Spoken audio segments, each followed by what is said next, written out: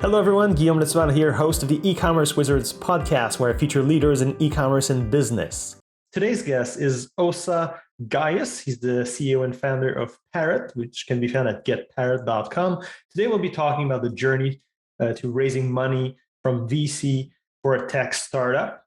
And before we get started, we have our sponsorship message. This episode is brought to you by MageMontreal. If a business wants a powerful e-commerce online store that will increase their sales, or to move piled up inventory to free up cash reserves, or to automate business processes to reduce human processing errors, our company, MageMontreal, can do that. We've been helping e-commerce stores for over a decade. Here's the catch. We're specialized and only work on the Adobe Magento e-commerce platform, also known as Adobe Commerce. We're among only a handful of certified companies in Canada. We do everything Magento related. If you know someone who needs design, support, training, maintenance, or a new e-commerce website, email our team at support@MageMontreal.com or go to MageMontreal.com. That's MAGE Montreal.com.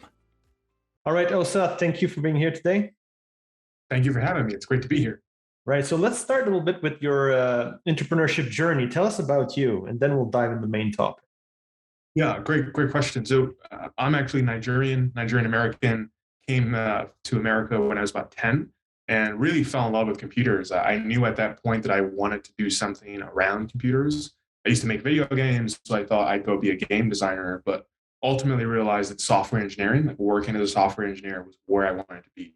And so after school for computer science, went and worked at various startups in the Atlanta ecosystem, Cardlytics, MailChimp, and a few other startups. And after MailChimp, I really knew that I wanted to go do a startup. I wanted to find a way to start a business in technology and help people who were struggling with technology find a really, really good solution. And so that's ultimately what led me down the path of becoming an entrepreneur.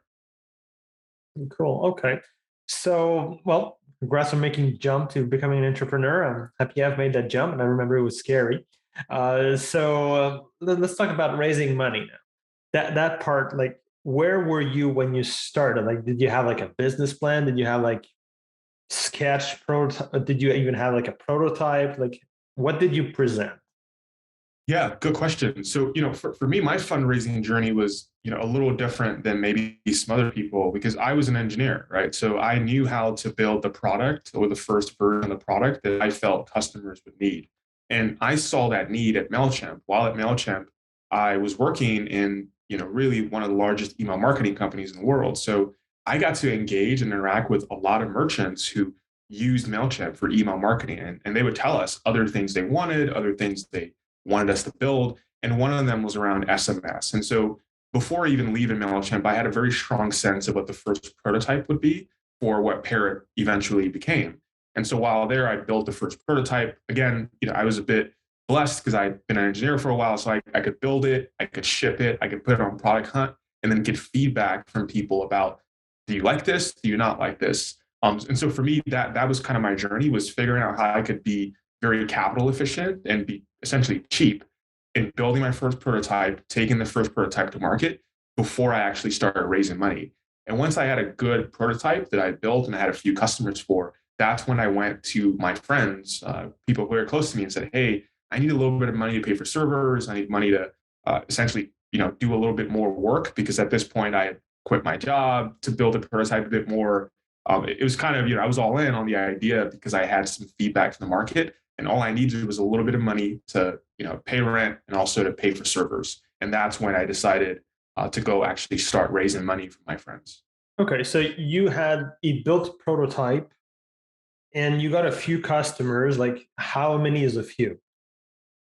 I think a few at that point were like three people. Okay, that's a few. Okay. Actually, and for for us, it was, at the time, the prototype was actually a Shopify app, a simple Shopify app that would let you create a simple SMS campaign and just hit send. It didn't do much besides that. It was really just like, it was a one-page app essentially, with maybe 2 or 3 screens. And so by that point, we had 1 or 2 customers kind of poking at it, using it every other day or every couple of days.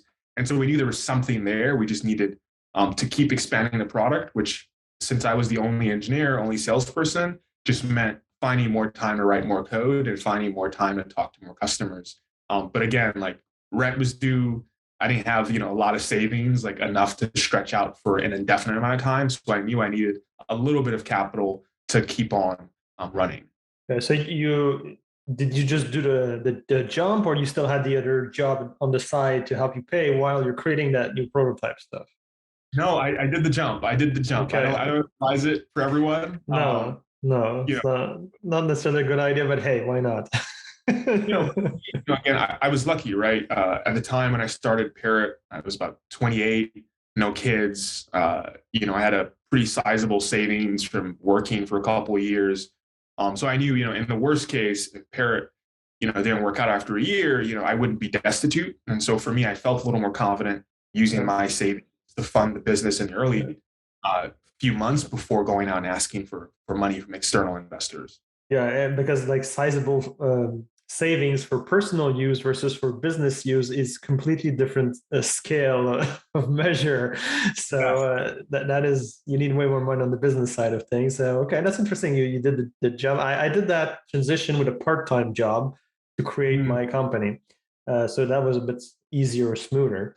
But it's interesting to see a full-on job. It's like, hey, okay, let's cut the ties with the job market. Let's build this thing. So, hey, congrats on doing that. So you had your first few customers, but then you say the app was much more simple, a bare minimum viable product that sort of barely does what it does now, I guess, to some degree. How did you present that to the friends and so on? You presented them, I guess, the vision. Did you present some Photoshop mock-ups of what it would be in the future or something? Yeah, no, good question. So this is actually right when COVID started. This is March 2020. I quit my job in February. I was working as a vice president of engineering at BlackRock, the investment bank. So in February, I get my bonus, right? Just being transparent, I got my bonus for the year, and that's I put that in the savings account, and I said I quit, right? And so February, March, we get these early customers. It starts to make sense. And so what I did was I went to two of my very close friends. One was a director at another engineering company, and the other was a product engineer. So they understood like software. So what I did was I showed them the software. Like, hey, I built this. These folks are using it. I need money to go pay Twilio costs, which is our provider for SMS. I need money to pay for Heroku, which is where we host our servers. And so for them, it was very easy to understand like why I needed the money and what the money was going to go towards, because they essentially could like read the code. And one of them actually rolled his sleeves up, wrote a check, and then actually started helping me write a little bit of like code, like some tests to make sure that the software was working. And so for me, that was kind of the best case of like early investors, because they understood exactly what I was doing, what needed to happen to get to the next level. And so they just kind of pulled out their own personal checkbooks. One had to go to his wife and be like, hey, can I give Osa 10 grand? And luckily she said yes. And that was how we got that initial round of capital done. And that got us through the summer of 2020, when COVID was really happening and hitting its worst. Yeah. So you went with the first round of like seeds from friend and family, a few tens of thousands, because also those are not very expensive things like, a Twilio server or whatever, for SMS messages and hosting servers and so on. This is not very expensive. And then you have somebody who's willing to work hands-on, which is the best type of investor, regardless if it's early or later level VC. Somebody who brings more than money basically is ideal, because yes, money is great, you need it, but once you've received it, then you still have to do all the work. So if you have somebody that can bring additional value, maybe contacts, introductions, access to different suppliers or providers that you would not have access without that person's or whatever else, or hands-on expertise that's complementary or just extra work capacity, for sure sounds like a way better game plan than just money raising. Okay, so now you've got friends and family who pitched in a few tens of thousands or something like that. And what's the next step in your journey to actually getting the VC money? Yeah. So we knew that summer 2020, the world was shutting down. E-commerce was starting to really explode. And so our initial thesis that SMS for e-commerce was going to be big really got proved out that summer. And we were heads down. Like I mentioned, we got a little bit of help on the engineering side from one of our VCs kind of helping, run, essentially just do QA for us.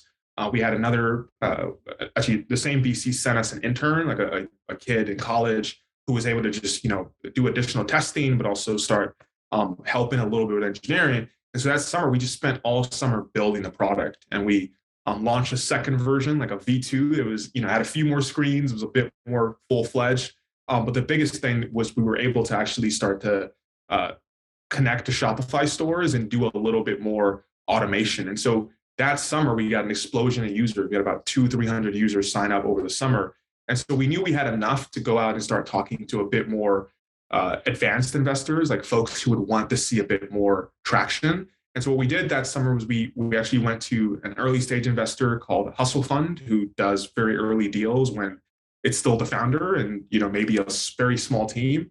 And we loved that process because the investment team at Hustle Fund literally logged in and used the product like 5-6 times. They used the product, gave us a bunch of notes on like UX things to change, and then they wrote a sizable check into the business that helped us really spend that summer heads down.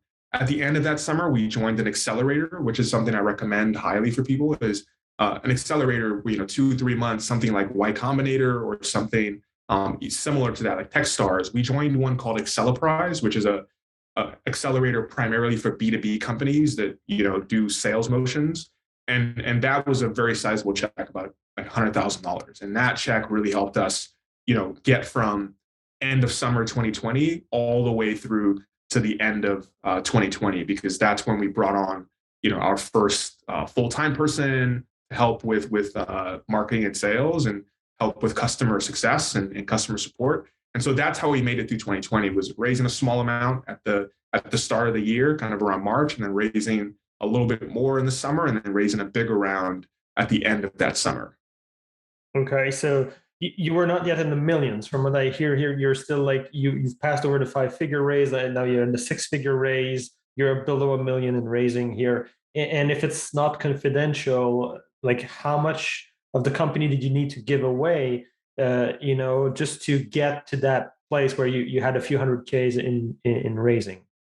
Yeah, so I'd say through 2020, we probably sold about 10% of the company, and we only took in about 180 grand, right? So we very little amount of money, but a sizable chunk of the company, because these folks were investing really in just an idea at that point. I think for most of 2020, it was just Osa. So it wasn't a company; it was just a Delaware corporation and Osa on Zoom, right? So it really was very early, and I think those early investors were able to help shape the vision and literally shape the product by using the product and being like, I'm not your ideal customer, I'm not a merchant, but I'm going to log into your software, I'm going to log into Parrot, use the first version, break it, do QA for you. And so for us, that first year was really important to get to a point where we could actually go out and start asking for millions.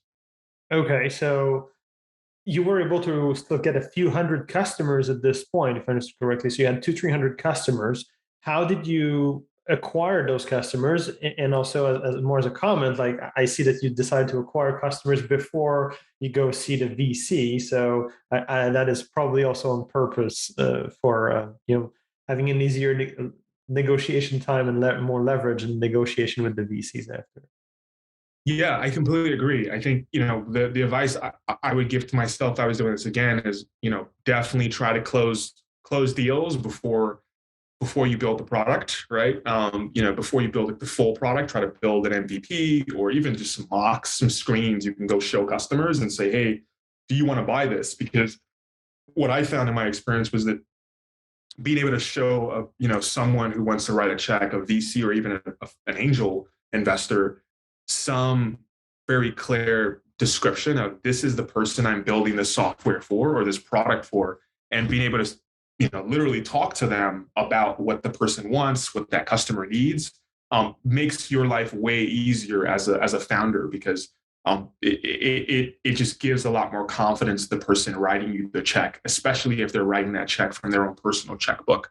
And we were able to acquire those first 200 customers by really, building a Shopify application that we knew wasn't a long-term product, but we knew it was a very easy way to validate our theses around, do people want to text their customers? And if they do text their customers, will their customers engage? And so we spent all of 2020 validating that. And we got really lucky because when we built the first prototype, we were one of the first apps that would even allow you to do any kind of texting on the Shopify marketplace for free. And so we built this free, essentially not a paid product, and gave it away to Shopify merchants who were very small. Think mom and pop stores making $1,000 a year max. And so a lot of those folks, they would just use the hell out of Parrot because it was free and it was cheap. They could just play with it, text their customers, and gets a little bit of traction for their own e-commerce businesses. And the way we were able to get 200 was we went to Shopify and we said, hey, we're a new company, right? Could you please put us on the front page of your app store? And they had a program that summer where they put you on the front page for like a week or two, and then they take you off. It was kind of like a showcase for like, here are the cool new apps that just got released. And so we got on that showcase, that spiked our user growth. And then from there, we just started getting merchants referring us to other merchants, talking about Parrot. We also tried another acquisition tactic. We would show up at Shopify meetups, or we would speak at Shopify meetups, kind of, in the community. And we found one really good customer there as well that became our first paying customer at the end of 2020. So we thought, how can we be very scrappy with marketing since we had low amounts of money? And one way we found was, go beg Shopify or, beg other people to put you on their pages because they have traffic. And two, we found that just physically going out before COVID and even during COVID on virtual events, just going out to merchants and trying to be around them and trying to talk to them was a really cheap way to acquire customers. Okay. So the first 300 were like free users using free account. And then, of course, you want them to graduate to a percentage of them graduate to paid user accounts. And of course, some will just sign up right away eventually, as you said, as paid users. When you were negotiating with the VC, did that seem to affect things that, let's say, they were like free users, which in a way still shows the product market fit, but say, okay, but does that affect things versus if you had more paid users? Yeah, I think through most of 2020, again, because, we really were talking to investors who were putting in like 110, right? Like 5,000 in some cases, like low amounts of money. It was really more about, the excitement around, hey, you got a free product that people are using every couple of days. Okay, this is interesting.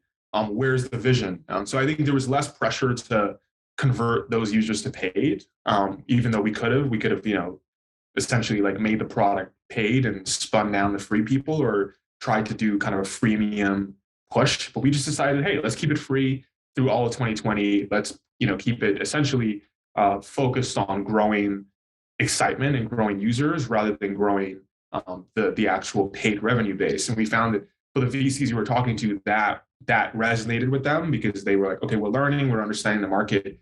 But when we did go out to raise millions, to be honest, that was the first thing we heard. It was like, well, how do you plan to make money? Because, free users using a free Shopify app is not the same thing as a scalable revenue business that can be worth millions, billions of dollars in the next 10 years.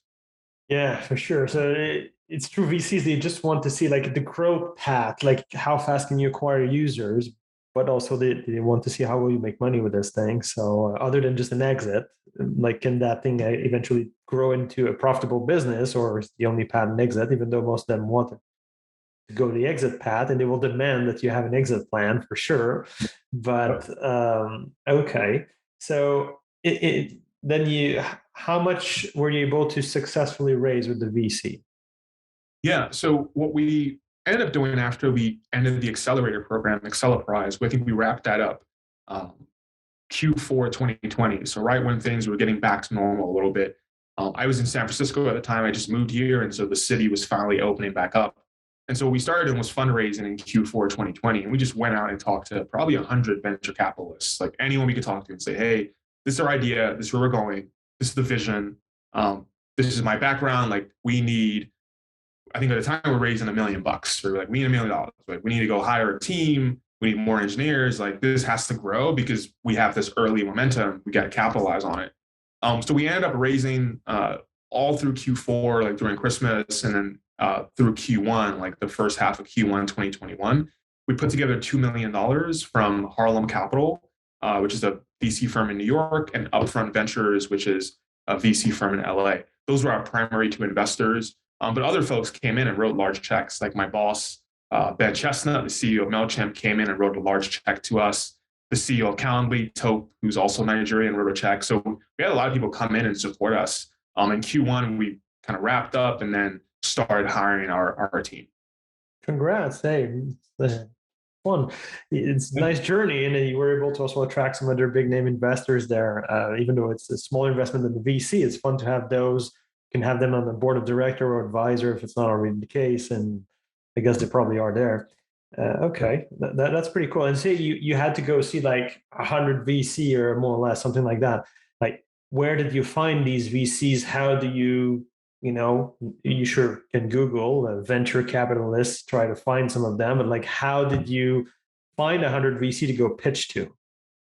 Yeah, this is why I recommend accelerators, because accelerators are essentially programs to for folks who are listening to help coach entrepreneurs from the idea stage where you've got a cool idea, maybe a cool MVP, and you need to get it to the point where it's ready to be investable, right? Because by default, your idea is cool and it's interesting because you came up with it, but it may not be ready for someone to pour $1 million or more into. And so for us, we spent that 3 months doing the accelerator. Every week, we talked to our mentor, who's a former founder and also now a VC, on our pitch, right? Our pitch, our customers, our revenue. So we spent all that 3 months essentially getting ready to fundraise. And so in Q4, when we were ready to fundraise after leaving the accelerator made a bunch of intros. I'd say probably 30, 40 intros to VCs out of that 100 came directly from Acceleprise. And they, did a really good job of booking those meetings for us. Like it was really efficient. And so by the time we went to fundraise in Q4, we already had 30, 40 meetings booked. And then the question was, well, how do we go get more? Like, because again, we had 30, we needed 100, in my mind. And so we then reached out to our network. So existing investors who'd given us money, friends, right? Cold emailing. Like we did a lot of outreach because we wanted to make sure that we had way more meetings than we think we'd need so that, in the worst case, if only 1% of people we talked to gave us money, we'd still have enough in the bank at the end of Q1 in 2020. Okay. And how was your experience pitching like more or less 100 VC? Like, how did you feel after some of those pitches? The good, the bad, the ugly? Yeah, it was interesting because I'd been inside all year, right? So I actually hadn't really interacted with human beings for most of 2020. I had a really bad case of COVID. So, for me, pitching all over Zoom, because all our pitches were done on Zoom. I didn't meet a single VC in person at all. That was really difficult because you had to wake up in the morning and just be on the computer taking calls, right? For, really 8 hours a day, sometimes 10 hours a day. And so that was a very different shift from like writing code for all summer 2020 and talking to customers to now just being like back to back booked on meetings. Also, I think the first thing I learned was kind of the mental health part of that because you are, just essentially selling yourself and hearing no all day. I think probably 90% of the meetings we took were a immediate or quick no, right? Like a immediate email follow-up or a couple of days later. And so what I had to learn during that process was, okay, there's going to be a lot of no's, like the, Parrot's principle, like the majority of the things that are going to happen are going to be no. So just kind of, become zen and embrace the no's, embrace the feedback. And I did speech and debate, I did speech and debate all through college and all through high school. So I'm used to getting feedback, but I think feedback is a lot harder when you need the money and you're being told you're not ready, right? Or the concept doesn't make sense, or your startup sucks, right? Like this is real feedback that you're going to get as a founder because you are asking someone to give you like $1 million of their money. And they have a responsibility to their limited partners as well. So we found that we got really, really good feedback. But what I will say as a founder doing that for the first time was I had to take a step back and say, like, this is feedback to help me improve, even if it's a no. It's not, it's not the same thing as someone telling you like you're an idiot, right? It's not that. It's feedback on here's what you could do to get $1 million in the best case. So, for me, it was a great process, but I won't lie. For the first time doing it, it's actually very mentally challenging, and you have to take a step back every day and pause and reflect before you go into the next day of pitching. It must be difficult at some point if you've heard no, no, no, no, no. Did you have like even some self doubt? Like, should I keep pitching? It's just a numbers game, or actually maybe the idea does suck or something. You know. Yeah. Self-doubt is real. Man, like I think that's probably the hardest thing you have to overcome. Because self-doubt in the abstract might not seem that bad, but um, if you have a lot of self-doubt going into, let's say you're pitching all day Monday and you've got a bunch of no's, you have to kind of pause and reflect and deal with that self-doubt before you wake up in the morning and pitch on Tuesday. Because if not, you won't pitch well, right? Like if you don't believe, if you're not like just committed, the next morning you're gonna sound like crap, right? You're gonna maybe just sound not confident, and the worst thing you could do is not sound confident when you're pitching because um, it doesn't speak well, right? If you're asking someone to give you $1 million and you don't sound confident, it's never going to work. So for me, I think I had to learn that self-doubt was something you had to take stock in, reflect on, and deal with before you start the next day of pitching. That way you're pumped, you're excited. I got to be honest though, I got lucky during the fundraise. I went back home to Miami where my family is. My mom's there, and my sister, and so I essentially spent a lot of that time in Q4, like December, pitching from Miami. I'd be on Zoom pitching every day instead of being at home in San Francisco where I live. And for me, that was helpful to be around family because my family has no concept of what pitching means or why raising VC money matters. To them, it's like, oh, you're done with your day of pitching. Let's go eat some Nigerian food. And so for me, like, I recommend people think about that when they're pitching. Is like try to find other things in your life to kind of recenter you and give you positive energy so that you can come into the next day of pitches feeling like, I believe in this, I'm going to go crush it. Yeah. Okay. Yeah. Both the positive and the negative. It's always good to have someone who recenters you. I remember that Brad Pitt comment saying, if your ego is getting too big on the positive, well, too much good stuff. And then his dad would tell me and ask his wife something like, paraphrasing, "What's the name of that movie that I didn't like? That he was playing in?" And like, okay, that puts you back on earth. So that's on the extreme side of too much success that gives you that inflated ego. But on the negative side, if you have lots of negative, also to sort of center it back, family sounds like a good plan. Yeah. But yeah, definitely. Thank you for sharing and opening up on that feedback. And let's say now that you've lived it, like you've successfully raised about $2 million, what would you do differently now that you have that experience if you had to sort of start over and give yourself some advice? Some like Yeah. I would say this is ironic. As an engineer, I would say write less code. Right? Like I think we wrote a lot of code. Like essentially, we built a lot of product. And that applies whether you're doing brick and mortar, whether you're doing software, whether you're doing direct to consumer. Like we spent a lot more time on product and a lot less time on customer development. And I think our fundraise would have gone way easier, like way probably it might have taken even half the time if we had more customers, like more paying customers who either had written, signed a contract or had actually wired us money, right, upfront for the product. I think we spent a little bit too much time making the product really amazing and making it, essentially like a mini MailChimp for SMS, right? But I think instead we could have taken a step back and said, okay, we've got an MVP. Let's go sell the MVP extremely well over 2020. But instead, I think we probably spent 90% of 2020 fundraising. And the rest of the time was spent on product, right? When you think about the end of 2020, like Q4. So I think for us, if we had spent more time in Q1, Q2, Q3, 2020, just selling the product, not really building the product, we would have been well served in Q4 to just have a bunch of revenue and say, hey, we're fundraising, here's the revenue. I think a lot of folks, when we did fundraise, liked the product. They loved the product because, again, as a venture capitalist, you're investing in the product and the team at that early stage. But I think revenue and sales would have helped us much more quickly close those deals. And again, hindsight's 2020. I'm an engineer, so I spent time building the product because that's what I know best. But again, I learned that people will always love people who are building things for other people, but it's much easier to get them across the hump in terms of writing you a check if they can see customers who already signed an agreement with you or have already paid you money. Yeah. It's why we were having that earlier discussion about like, hey, did you have the clients or paid users and how many you acquired before having the discussion with the VC? They want to know that you're ready to scale, that you have a way of acquiring customers, and that this business is scalable with revenue. But then, to your point, let's go deeper into it in the sense that you say you spend too much time on the product, making the product awesome, that if you had more customers, then it would have been easier to raise money and maybe more money, who knows?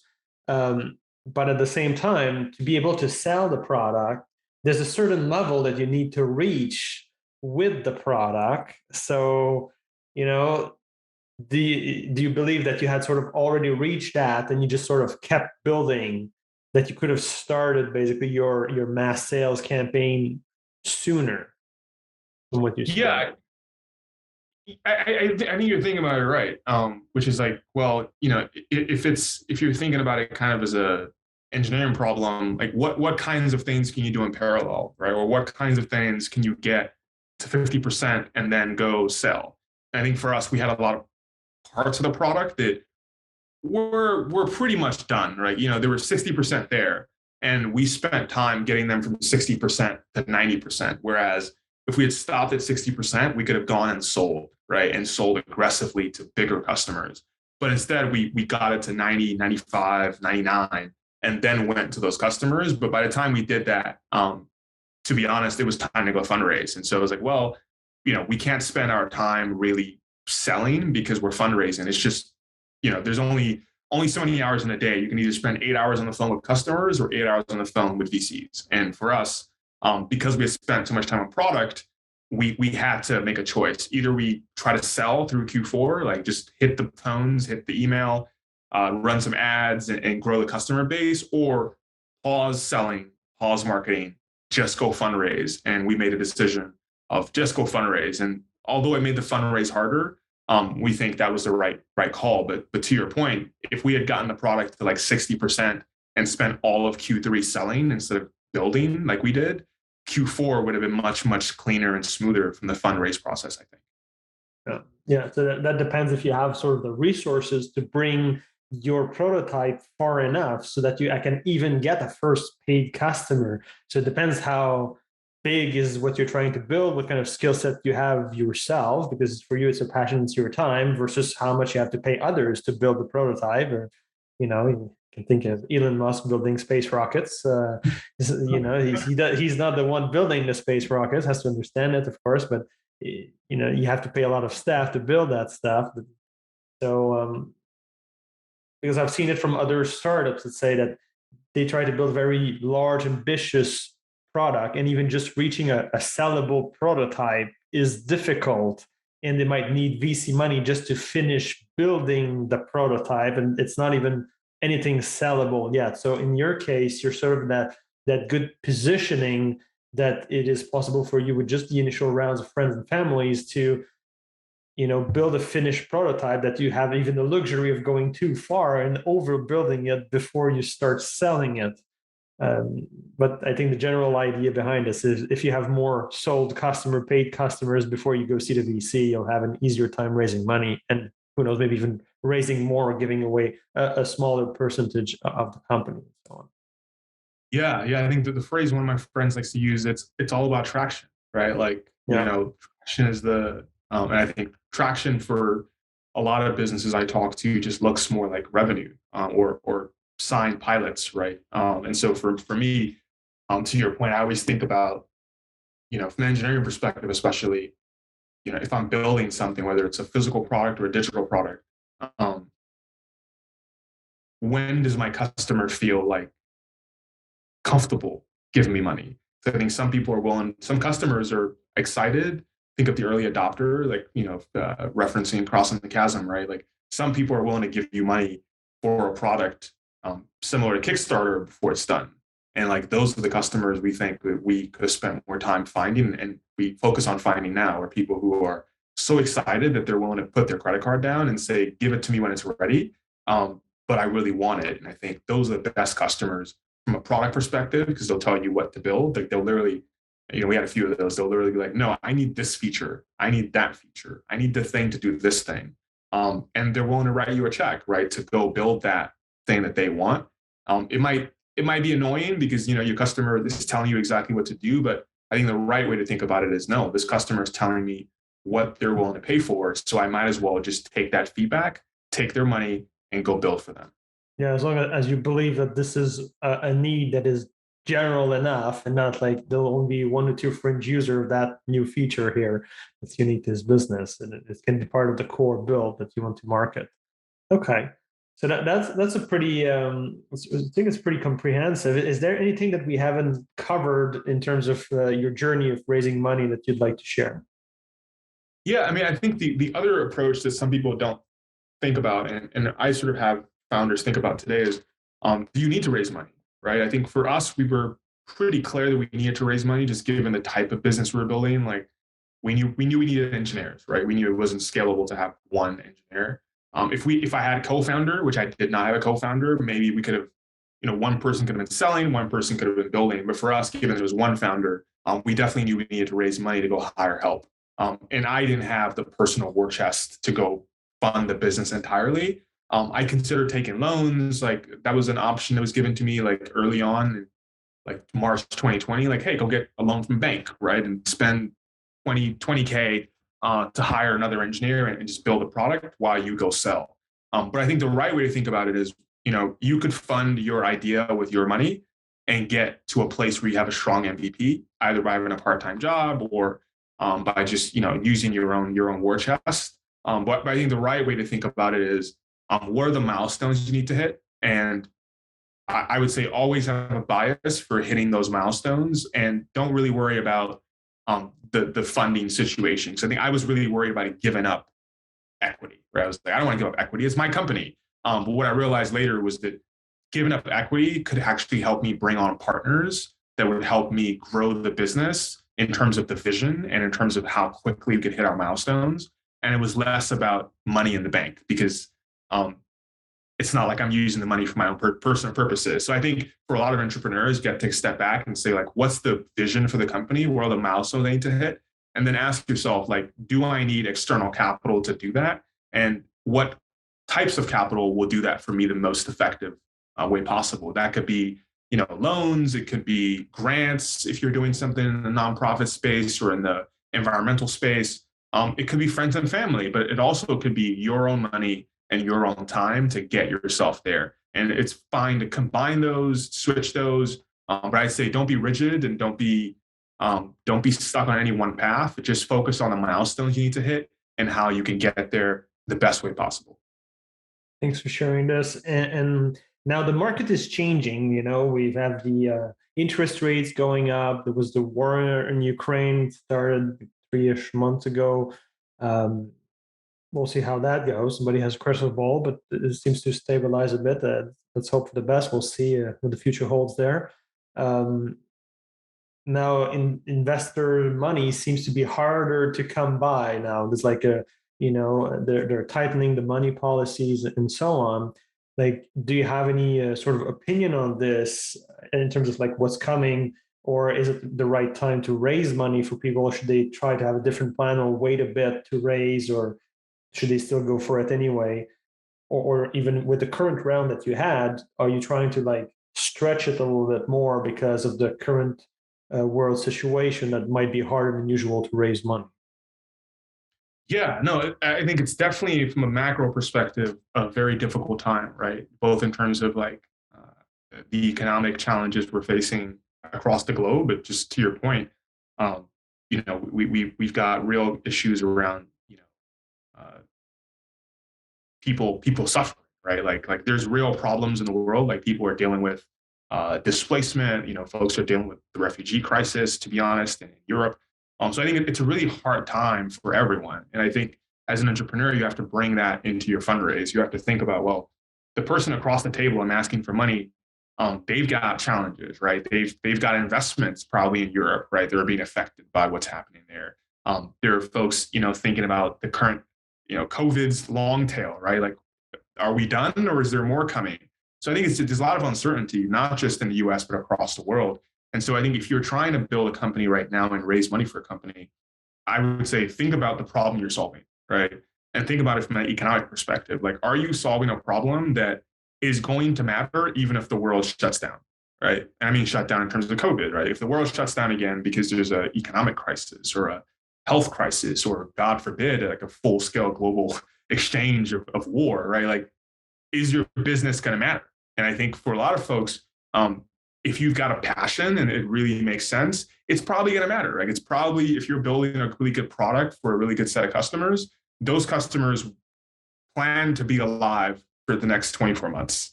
And so if you can go sell them your product today, even within the midst of this unrest and uncertainty, then you've got a proof point for what you're doing matters. And that's way easier in terms of going to fundraise with a story of, hey, this thing matters. It's going to matter regardless of what happens in the world, unless there's a thermonuclear exchange. This is going to matter, and I've got customers signed up for this, and they are paying me money despite the uncertainty in the economy.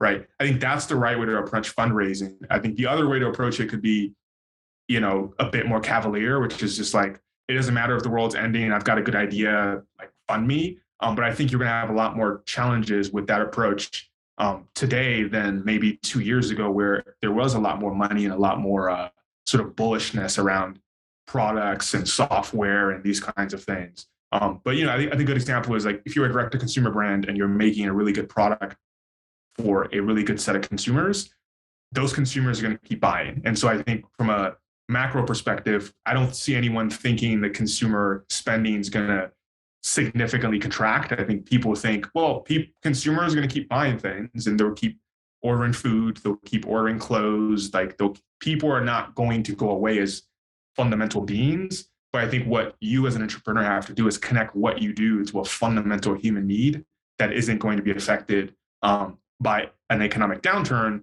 And that's hard. That's very hard to think about your company that way, but you have to think about your company that way if you are to either sell more customers or raise more money during this very, very bleak time. Right. And one thing to add to this is, there's never been as much money as now. It's just they're more hesitant to give it out because governments have printed so much money, which, yes, leads to devaluation of the currency and so on. But there's never been so much money in the world as there is now. And there's only going to be more because the government will print more money again next time they have financial troubles. They just do easing policies there by printing money, So it's just a question of, if the value is really there, you just need to step up a notch. And if the value is really there, it's really useful, really solving a problem. I mean, there's still like trillions of dollars of exchange worldwide. They don't write checks. The VCs don't write checks as much in a cavalier way right now. They're more concerned about where to invest. But of course, there's still like so much money to invest everywhere. Now, Osa, we're coming up soon to the top of the hour. Is there any last thoughts you'd like to share about raising money or things to do better sort of next time you try to raise money? Yeah, I mean, I think the advice I gave to a group of founders at the accelerator I went through when I went back to speak to them was fundraising is really fun. Like, it's really fun if you go into it with a growth mindset, right? Think of resilience and grit as your two most important skills to cultivate when you go into a fundraise. Like, this is emotionally taxing, it's physically taxing. You're sitting for 8 hours a day just giving a pitch. Think of it like being on Shark Tank, but at home on Zoom, just over and over again. You're just like saying the same thing. It's the same pitch. So if you go into it with a growth mindset and you focus on your own mental and emotional health during that process, you'll be able to come out of it feeling like you learned a bunch, because VCs are really smart people, right? They talk to hundreds of people who are trying to get money from them every single day. So they know how to ask for money because they give money away, and they know how to think about companies in a macroeconomic perspective. And so for you as a founder, it's your job to talk to VCs, but I think more importantly, to learn from them and to understand what they're saying, because the more you can understand it, the more you can iterate on your pitch. The more you can understand it, the more you can borrow lessons to apply to your business, because they see thousands of businesses every year, whereas you as a founder, you only see your business. Maybe you see your friend's business or your friend's friend, but you never get to see hundreds, if not thousands of businesses at a macro level and assess what's working, what's not working, where they're struggling, where they're not struggling. And so for me, what I'll say is focus on growth, focus on being more resilient and having more grit, and find ways to make sure that you keep growing emotionally and mentally during that process, because it will be hard, it will be difficult, but what I've learned in my experience is that you can come out of it being much smarter and much more emotionally stable if you focus on growth as opposed to just getting a check. Congrats on that personal journey, Osa. And if people want to get in touch with you, what's the best way? Yeah, the best way is send me a note, osa@parrotmob.com. That's Parrot, PARROTMOB.com. Or you can go to getparrot.com and try Parrot. Awesome. Thank you for being here today, Osa. Thank you so much.